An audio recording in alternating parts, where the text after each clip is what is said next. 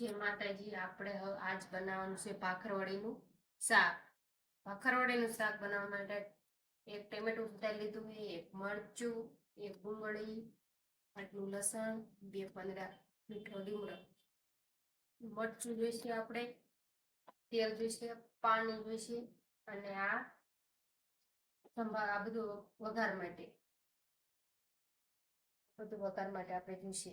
અને આપણે ચવાણું આ રીતે ખાંડીને લઈ લીધું, એ આપણે પણ નાખવાનું. સૌથી પહેલા આપણે તેલ મીઠી દઈશું.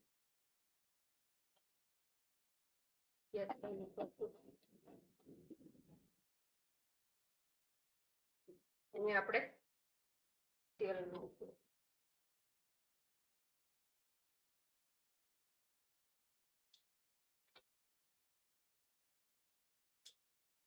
પાવડા તેલ મૂકવું. આપણે તેલ ગરમ થવા દઈશું. તેલ આપણું ગરમ થઈ ગયું છે. થોડીક જ આપણે રાઈ નાખશું. રાઈ ફૂટે પછી જીરું આપણે જીરું નાખી દઈશું.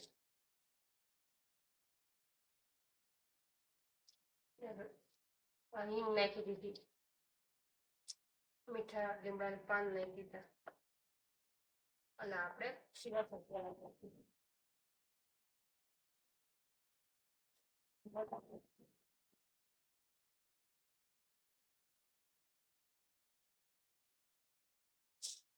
ટમેટા નાખી દીધા.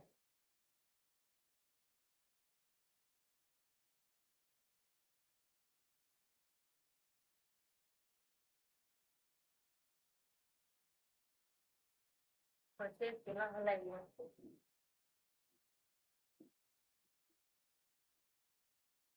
આ રીતે હલાવી નાખશું.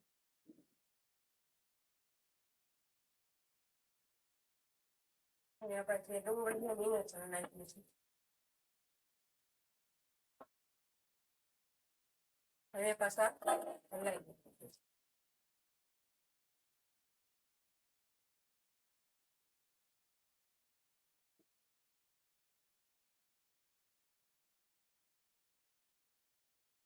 આ રીતે હલાવતું રહેવાનું. ગેસ થોડોક ધીમો રાખવાનો. આ રીતે હલાવી નાખવાનું.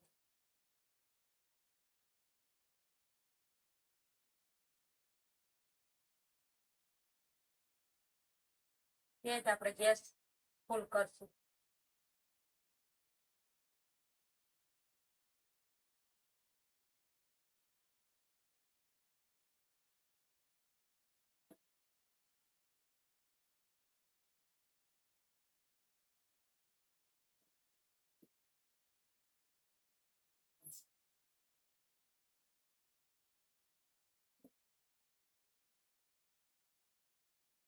પછી પેલા આપણે હળદર નાખશું,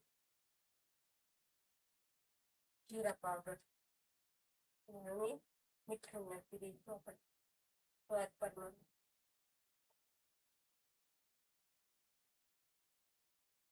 આપણે મિક્સ કરી દઈશું. આ રીતે હલાવતું રહેવાનું.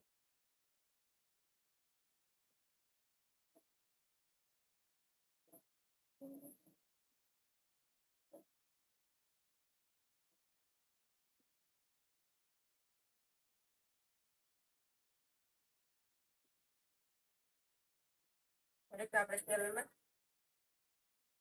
તળવા દઈશું. ધીમો ગેસ કરી ધીમે ધીમે તળવા દઈશું. હલાવતું રહેવાનું છે, ચોટવા નથી આવવાનું. આપણે આ રીતે હલાવવાનું.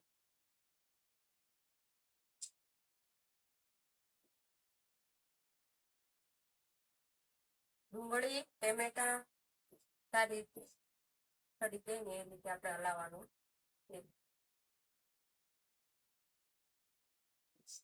ભાખરવડીને કરતા વાર ન લાગે. થોડું કાચું તો સારું ન લાગે.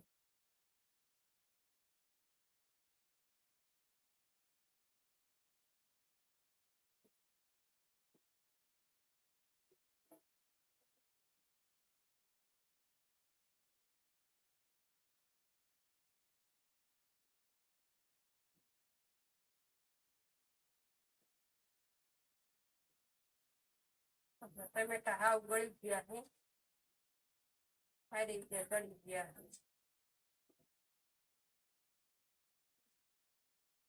હવે આપણે લાલ મરચું કરી નાખીશું. લાલ મરચું જેવું તેમ તીખું ખાતા હોય પ્રમાણે નાખવાનું.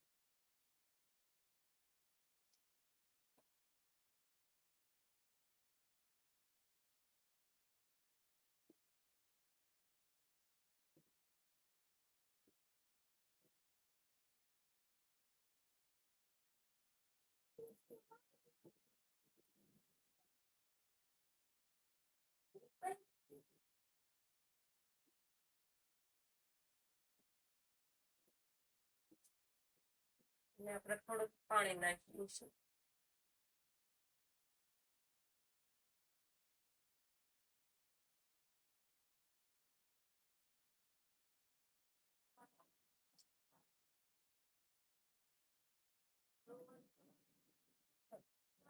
હવે આપણે ફૂલ ગેસ કરી થોડીક ઉકળવા દઈશું.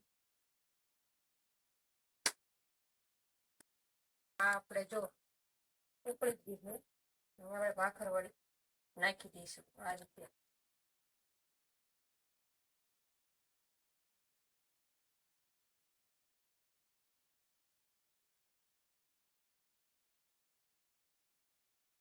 હલાવી લઈશું.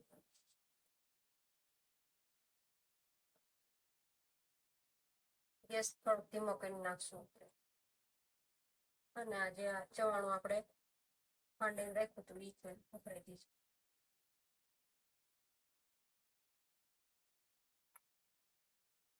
હલાવી નાખશું આપણે આ રીતે.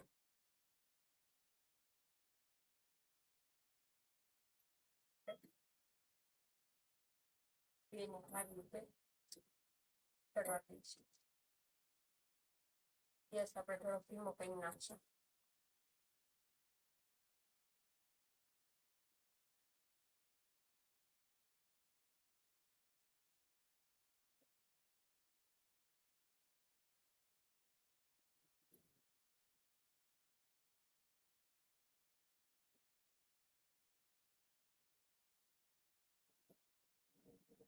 આ રીતે હલાવતું રહેવાનું છે આપણે.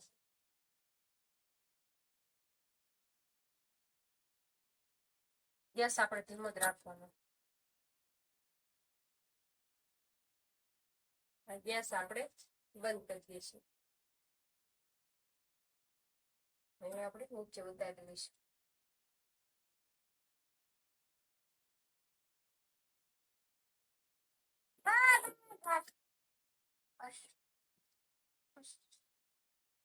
હવે આપણે એક ડીશમાં કાઢી લઈશું.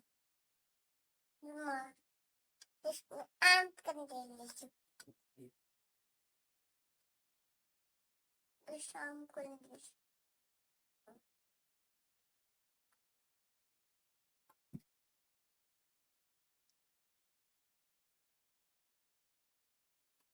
આપણે તૈયાર છે ભાખરવાડીનું શાક. જો તમને આ રેસીપી ગમી હોય તો લાઈક કરજો, શેર કરજો અને અમારી ચેનલને સબસ્ક્રાઇબ કરજો.